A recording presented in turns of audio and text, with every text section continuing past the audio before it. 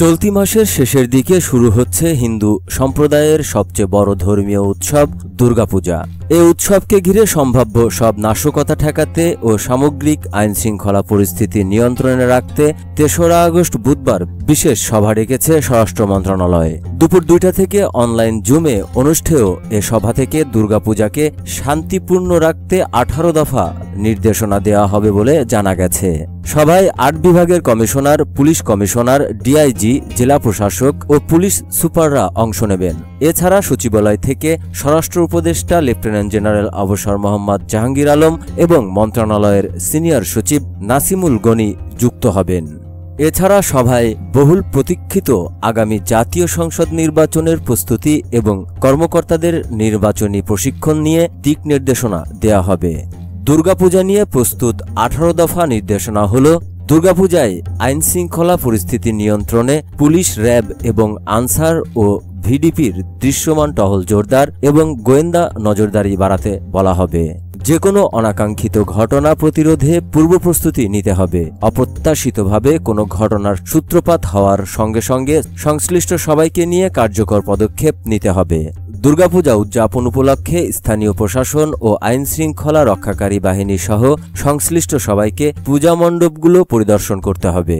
সামাজিক যোগাযোগ মাধ্যমে আপত্তিকর বা ধর্মীয় অনুভূতিতে আঘাত করে এরূপ কোনো কাজ, বক্তব্য বা গুজব ছড়ানোর বিষয়ে সতর্কতা অবলম্বন করতে হবে।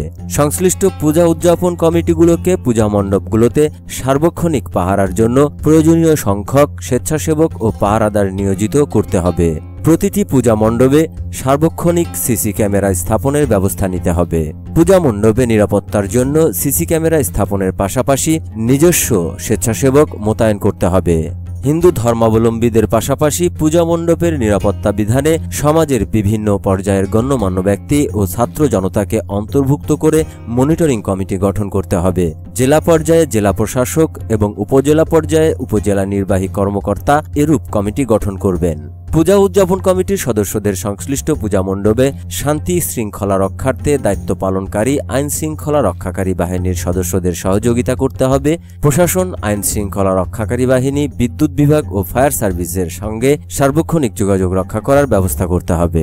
সংশ্লিষ্ট সেবা প্রদানকারী প্রতিষ্ঠানগুলোর মোবাইল নম্বর মন্দির বা মণ্ডপ প্রাঙ্গণে দৃশ্যমান স্থানে ঝুলিয়ে রাখা জেলা ও উপজেলা সব সরকারি ওয়েবসাইটে প্রদর্শনের ব্যবস্থা করতে হবে। পূজায় বিঘ্ন সৃষ্টিকারীদের উপর কড়া নজরদারি অব্যাহত রাখা সহ পূজা মণ্ডপের ভেতরে ব্যাগ বা সন্দেহজনক কোনো কিছু নিয়ে কেউ যাতে অনুপ্রবেশ করতে না পারে সেদিকে নজরদারি বাড়াতে হবে। প্রতিমা তৈরি থেকে পূজা সমাপ্তি পর্যন্ত প্রতিটি মন্দির বা মণ্ডপে নিজস্ব উদ্যোগে নিরাপত্তা ও স্বাস্থ্য সুরক্ষা নিশ্চিত করতে হবে। প্রতিমা যেন ভাঙচুর না হয় সেদিকে আইনশৃঙ্খলা রক্ষাকারী বাহিনী সংশ্লিষ্ট সবাইকে সর্বোচ্চ অগ্রাধিকার দিয়ে নিরাপত্তা নিশ্চিত করতে হবে।